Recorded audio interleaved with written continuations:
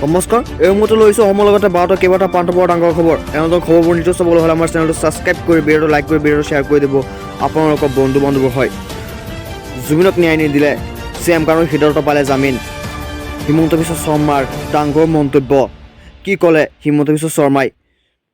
জুবিনে ন্যায় নাপায় নেকি?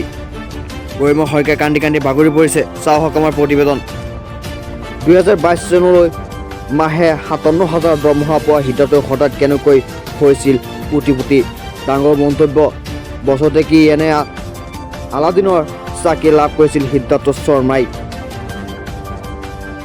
3 বছৰতে কি এনে SITয়ে চাৰ্জশ্বিটত তথ্য দাখিল কৰিছে সিদ্ধাৰ্থ তথ্য পিপাসু দৈত্যৰ ৰূপ। 3 বছৰৰ পানী ফেক্টৰী হোটেলত কোটিৰ গড়ত ধন বিনিয়োগ কৰিছিল সিদ্ধাৰ্থ শৰ্মাই।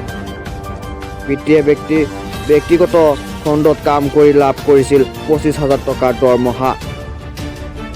2022 চনত পিতৃৰ মৃত্যু হোৱাৰ পাছত পৰিয়ালৰ দায়িত্ব লৈছিল সিদ্ধাৰ্থ শৰ্মাই। অমৃত পৱাৰ আশাত পৰিল চেঁচা পানী।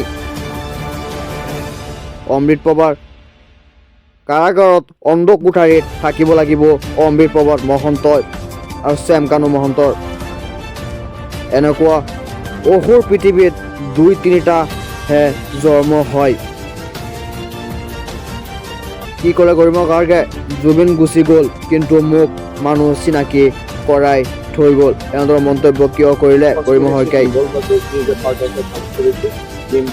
আৰু সেই কনস্পিৰেচি থকাৰ কাৰণে তেওঁ বেগটো প্ৰাইমেৰিলি অবজেক্ট কৰিছে। আমি অৰ্ডাৰটো এতিয়াও পোৱা নাই, কিন্তু যিটো এনেই গ্লিমছ এটা পাইছোঁ সেই গ্লিমছখিনি কৰিহে আপোনালোকক সেইখিনি জনাব পাৰিছোঁ।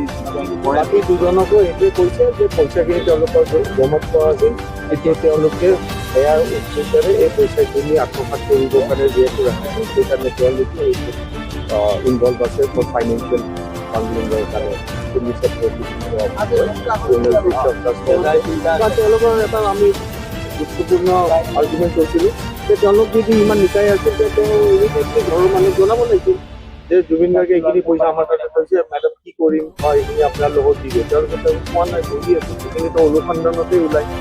তাৰমানে তেওঁলোকৰ ইনটেনশ্যনটো সদায় বেয়া আছিল। সেইমতে আৰ্গুমেণ্ট কৰা আছিল আমাৰ এইখিনি আজি এতিয়া অহা 13 তাৰিখে এটা দিন ধাৰ্য কৰিছে, য'ত সেইদিনাখন আমি সেই পেটিশ্যনবিলাক হিয়াৰিংবিলাক কৰি আজি আকৌ 3খন নতুন পেটিশ্যন ফাইল কৰা হৈছে। সেই পেটিশ্যনত তেওঁলোকে কৈছে যে ছিংগাপুৰৰ কথা, যিটো মই প্ৰাইমা ফেচি পঢ়ি চাইছোঁ যে এতিয়ালৈ ষ্টাডি কৰা নাই। তেওঁলোকে পেটিশ্যনত উল্লেখ কৰিছে যে ছিংগাপুৰৰ লেচেঞ্চখিনি আনি দিব লাগে তেওঁলোকক। তাতে মই আপ্ৰিল হৈছোঁ ছিংগাপুৰৰ কেছৰ লগত আমাৰ এইটো কেছত আমি নিজনে নাই। সেইকাৰণে তেওঁলোকে কল্পে কৰক, তেওঁলোকে আমি ভাবি আমাৰতো ইয়াতে তেনেকুৱা ৰোল নাই বৰ্তমান ভাবিছোঁ।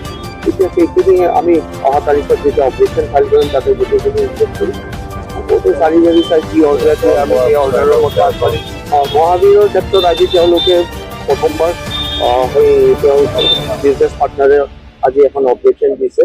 সেই বিজনেছ পাৰ্টনাৰৰ সেই পেটিশ্যনখন যিহেতু আমি চাব লাগিব, কাৰণ এখন পেটিশ্যন সদায় ফাইনেলি আৰ্গুমেণ্ট কৰাটো উচিত বুলি ভাবোঁ। কোৰ্টে কণ্টেক্ট কৰি দিছে, সেই কোৰ্টে ক'লে ঠিক আছে আমি দুইজন একেলগে অহা 16 তাৰিখে ল'ম। নহয় তেওঁ এইখিনি সেই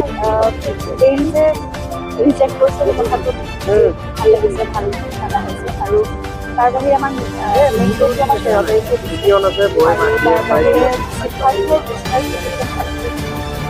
এটা মানে গোটেই বস্তুবোৰ চলি থকাৰ সময়ত এটা আচৰিত কথা।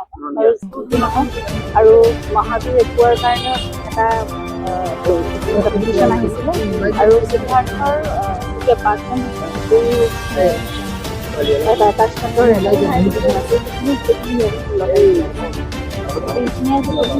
আৰু কোনোদিন নাপাওক, আমিতো সেইটোৱে আশা কৰোঁ। একদম বিচাৰ প্ৰক্ৰিয়া শেষ হৈ এই অসুবিধা শাস্তি নোপোৱালৈকে বেল পাব নাপায়। সেইটোৱে কথা। গতিকে অসমৰ জনগণৰ চাগে সেয়াই ইচ্ছা, আপোনালোক সকলোৱেও চাগে সেয়াই বিচাৰিব।